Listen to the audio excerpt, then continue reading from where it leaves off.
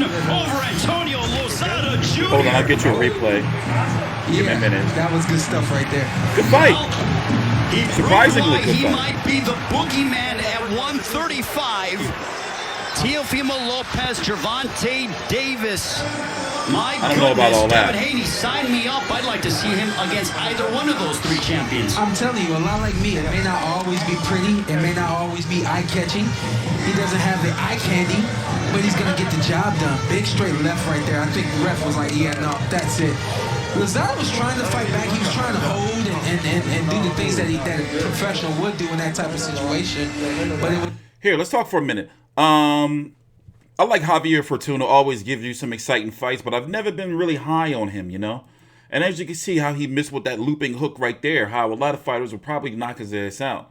He is now 36-2-1 with 25 KOs. This was last night on PBC on FS1. A card that kind of crept up on it. So basically in August, he was supposed to fight Jorge Linares over on the zone, right? But Linares had got the COVID. Before that, he was supposed to fight Luke Campbell, right, to be the WBC interim, or how was that supposed to work? And what's going on with that now? Are they going to revisit the Jorge Linares fight?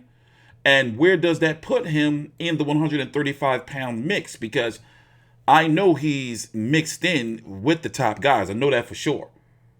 You know, but when, like, I got to do some research, I guess, to see when does he get his shot. Now, do I ever see him versus a Teofimo Lopez ever fight? No. In fact, I think Teofimo Lopez is going to defend his title against IBF mandatory Cambosos, likely in Australia.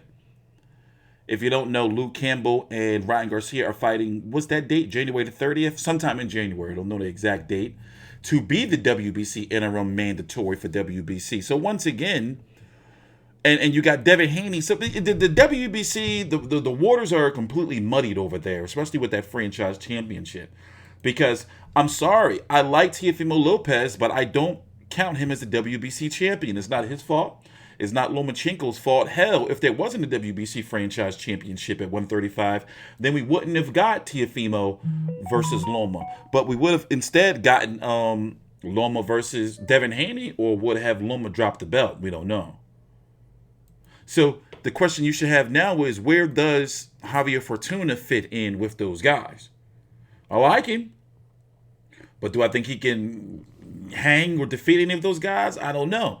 But one thing for sure is he's a Samson Lukovic fighter. One thing for sure is he's going to have to fight on another promotion. There's Samson in back of him. Another promotional outfit or another network outside of Fox, even though Samson is heavily affiliated with PBC, you know, let's listen in.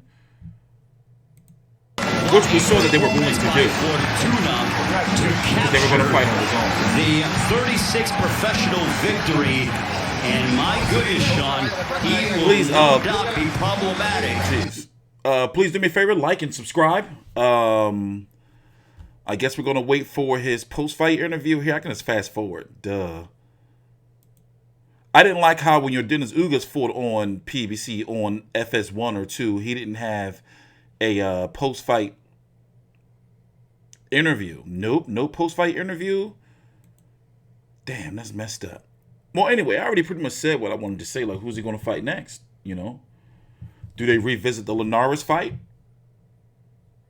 By the way, this guy right here, Antonio Lozado, had beat Felix Verdejo 2 years ago, and Verdejo had that layoff, right? This was after the Verdejo accident.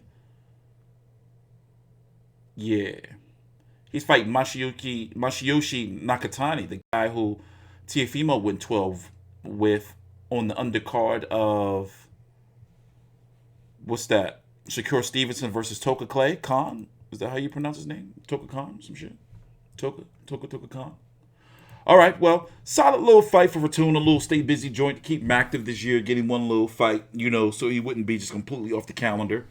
Who's he going to fight next? As we already talked about, I think Linares is probably a safe bet. TstreeT Controversy with FightView360.com. Please subscribe.